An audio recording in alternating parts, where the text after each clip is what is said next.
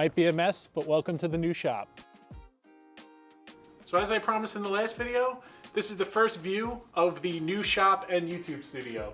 This is a detached 2-car garage that's roughly 400 square feet, and we're gonna build this thing out to be the ultimate DIY workshop. Let's get into it. And honestly, you're gonna have to excuse the appearance for a little while. This has been our storage for all our building materials for the house we're renovating. If you didn't see my last video, we finally bought our first home and we're knee deep in renovations with that. But I took a little pause for a day or two just to get some upgrades done in here so I can continue working in these winter months with the sun going down earlier. This first update will make a huge improvement and I can't wait to show you guys. So this garage is about 400 square feet and all they have lighting it is 4 of these screw-in style light fixtures, and actually one of them, they added a screw-in outlet converter so you can plug something in, and that's just not enough. It's the winter time here in New York and it gets dark out early. So once it's been getting dark, I've been pretty much packing up for the night and not been able to work in here. I'm gonna get these taken down and I'm gonna show you what we're replacing them with. So I guess I should talk about what we're actually going to replace those old style screw-in fixtures with. I saw another YouTuber use a product from Barina. I think that's how you say it. So I reached out to them and they sent me a set of their 4-foot LED shop lights. Excited to put these up. They come with these great connectors that allow you to jump them together if you're not so great at wiring or you don't want to touch your wiring.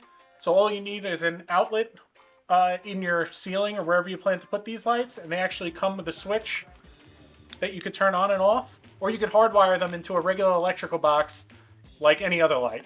I'm going to get to hanging a couple of these up. I did a little bit of measuring. I think I could do 2 on the center joists in my shop, and that'll give some even distribution of light.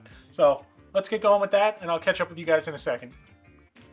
I started by marking the center of each half of the garage to center my lights over each bay. After I had that measurement, I estimated roughly 18 inches away from that center point and attached the metal brackets supplied with the kit. I then measured the center of the light and clipped it in. These are very easy to install. A lot of these types of light fixtures, you usually need to take apart the light, screw in a backer plate, and then reassemble the light. This solution is much easier and faster, especially when you're working overhead.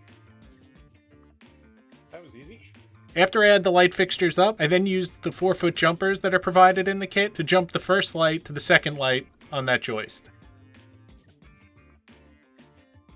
While doing this whole process, I decided to remove a lot of the old wiring and just redo it. It isn't a necessary step, but after I opened one of the boxes and found a bunch of connections that were just twisted together with no wire nuts, I figured it was probably safe to redo most of it. The day I decided to film this, we actually had a bunch of friends over, so you may see some familiar faces and some unfamiliar ones. So as I mentioned before, I used the supplied jumpers to connect the lights on the same joist together. Unfortunately, the next joist over was too far away to jump the lights, so I had to add a box and conventionally wire them together. After a quick test and my excitement rising... Alright, moment of truth. If everything worked correctly...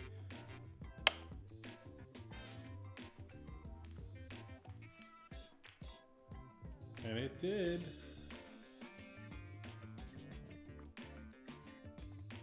This is going to make such a big difference working in here. I wanted to show you a quick overview of how I jumped each joist together. If you aren't comfortable with this, you can always pick a spacing that works with the supplied plug-and-play connectors and avoid the wiring altogether.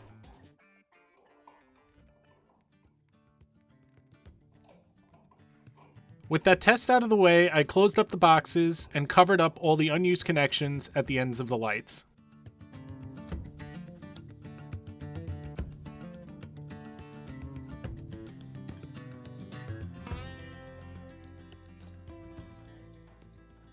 Something that I added, although not necessary, was a 3-way switch. So whether I was entering the garage through one of the garage bays or through the side door, I could turn the lights on and off without stumbling through the shop in the dark. So that was the first shop upgrade of many to come in here. I know it is an absolute disaster in here with all these building materials, but we got the job done and I can't wait to share more of the progress with you.